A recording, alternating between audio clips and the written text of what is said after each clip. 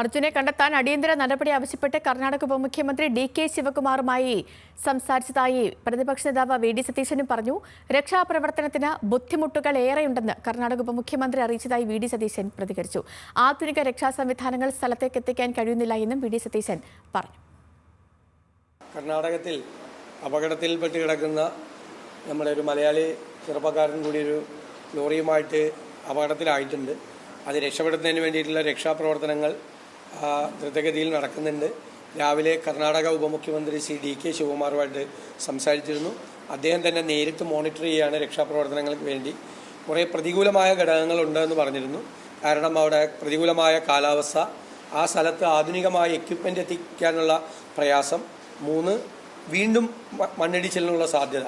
അപ്പോൾ ഇത് 3 രക്ഷാപ്രവർത്തനത്തെ തടസ്സപ്പെടുത്തുന്നുണ്ടെങ്കിലും സാധ്യമായ എല്ലാ സംവിധാനങ്ങളും ഉപയോഗിച്ചുകൊണ്ട് രക്ഷാപ്രവർത്തനം ഊർജിതമാക്കും.